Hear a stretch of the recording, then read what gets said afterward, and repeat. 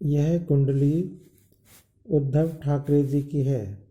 उद्धव ठाकरे महाराष्ट्र के मुख्यमंत्री रह चुके हैं।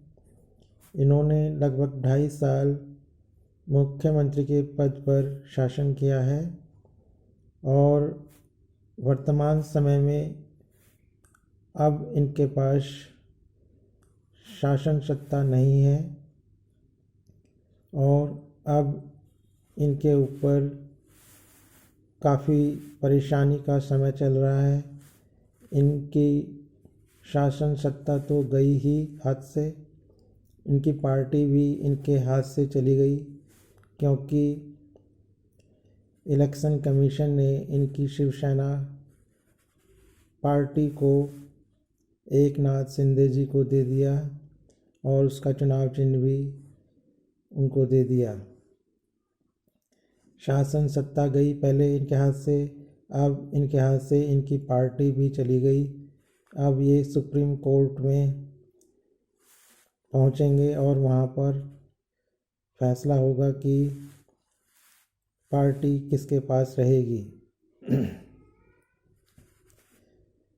उद्धव ठाकरे जी पहले इन्होंने सफलता की ऊंचाइयों को छुआ और अब वर्तमान समय में कष्ट परेशानी का सामना कर रहे हैं और शासन सत्ता से वंचित हैं और गिरफ्तारी की भी बात चल रही है इनकी।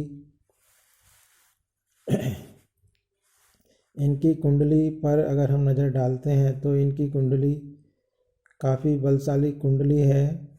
इनकी कुंडली में गुरु शनि का आध्यात्मिक योग बना हुआ है चतुर्थ भाव में और 10वें भाव में बुध का पंच महापुरुष योग बना हुआ है। 2 पंच महापुरुष योग बने हुए हैं। इन योगों की वजह से इन्होंने सफलता को हासिल किया और सफलता की ऊंचाइयों को छुआ। 11वें भाव में 2 ग्रह बैठे हुए हैं, सूर्य शुक्र। इसकी वजह से ये संपत्तिवान बने और धनवान बने। सूर्य शुक्र का ऐश्वर्य कारक योग इनको ऊंचाइयों पर ले गया और चतुर्थ भाव में बना हुआ गुरु शनि का पंच महापुरुष योग और बुध का पंच महापुरुष योग ये इनको ऊंचाइयों पर ले गए। परंतु इनके 12वें भाव में जो चंद्र राहु का ग्रहण योग बना हुआ है, इस योग की वजह से ही ये आज वर्तमान समय में पद मान प्रतिष्ठा को खो चुके हैं और इनके ऊपर कष्ट भरा समय चल रहा है। 12वें भाव में जब अशुभ योग बनता है तो वह योग व्यक्ति को धन संपत्ति, शारीरिक, मानसिक, आर्थिक सभी प्रकार के कष्ट प्रदान करता है और इस कुंडली में चंद्रमा जो है लाभ भाव के स्वामी हैं। 11वें भाव के स्वामी, ये लाभ भाव के स्वामी चंद्रमा 12वें भाव में हानि के भाव में बैठ गए और ऊपर से चंद्र के साथ राहु बैठ गए, ग्रहण योग बन गया और केतु की और मंगल की दृष्टि पड़ गई चंद्रमा के ऊपर।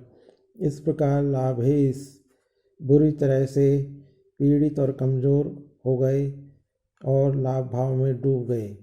इस प्रकार से इनको लाभ का स्रोत, लाभ की शक्ति बंद हो गई और इनको लाभ मिलना बंद हो गया, जिस वजह से इनको भारी आर्थिक परेशानी उठानी पड़ रही है और पद मान प्रतिष्ठा को खो चुके हैं।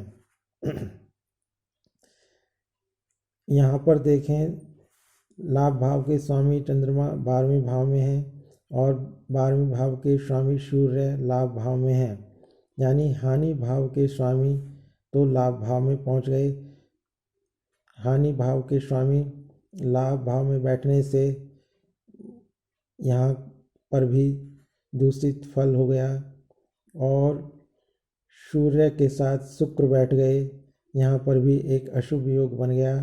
सूर्य शुक्र का योग ऐश्वर्य कारक योग होने के साथ साथ एक कष्ट प्रदायक योग भी है।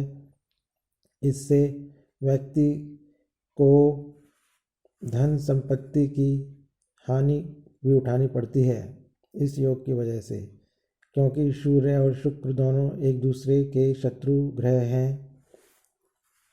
11वें भाव में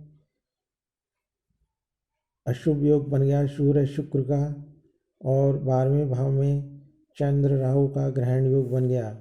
इन दोनों योगों की वजह से ही इनकी शासन सत्ता चली गई और इनको पद मान प्रतिष्ठा पर कलंक लगा। सूर्य क्योंकि शुक्र के साथ हैं और सूर्य पर राहु का भी साइड इफ़ेक्ट है, इस प्रकार से सूर्य भी पीड़ित कमज़ोर हो गए और चंद्रमा भी पीड़ित कमज़ोर हो गए। दोनों ही ग्रह सूर्य और चंद्र जो कि पदमान प्रतिष्ठा को देने वाले होते हैं, दोनों ही ग्रह बुरी तरह से पीड़ित और कमज़ोर हैं। इस वजह से इनको पदमान प्रतिष्ठा खोनी पड़ी है और आज इनको कष्ट भरा परेशानियों का समय झेलना पड़ रहा है। हमने पीछे गौतम अडानी जी की कुंडली का अध्ययन किया, वहाँ पर भी 12वें भाव में अशुभ योग बना हुआ था उनकी कुंडली में। विजय माल्या जी की कुंडली का अध्ययन किया, वहाँ पर 11वें भाव में अशुभ योग बना हुआ था। और इसके अलावा सुब्रतो राय की कुंडली का अध्ययन किया, जिसमें सुब्रतो राय की कुंडली में भी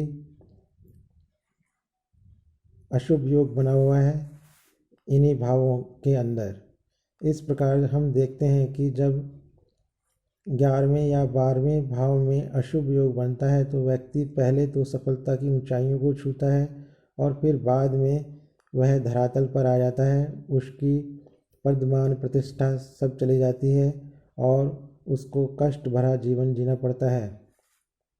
यहाँ पर क्योंकि इस कुंडली में 12वें भाव में जो अशुभ योग बना हुआ है उसके ऊपर गुरु की भी दृष्टि पड़ रही है, इस वजह से और केंद्र भाव बली होने की वजह से ये अपने ऊपर लगे आक्षेपों और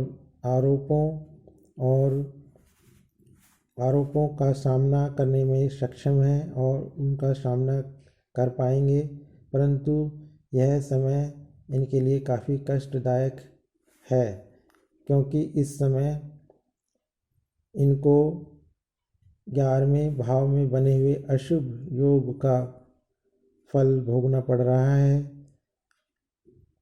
चंद्र जो कि मन का कारक है, इस समय इनको काफ़ी मानसिक पीड़ा का भी सामना करना पड़ रहा है, क्योंकि चंद्र और सूर्य दोनों ही पीड़ित और कमज़ोर हो गए हैं।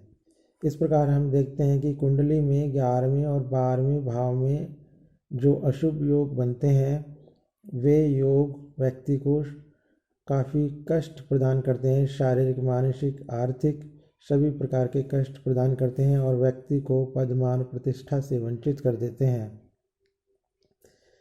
यह था उद्धव ठाकरे जी की कुंडली का विश्लेषण कि किस प्रकार इन्होंने पहले सफलता की ऊंचाइयों को छुआ और आज वर्तमान समय में कष्ट भरा जीवन जी रहे हैं और इनके ऊपर पदमान प्रतिष्ठा सब इनके हाथ से जा रहे हैं।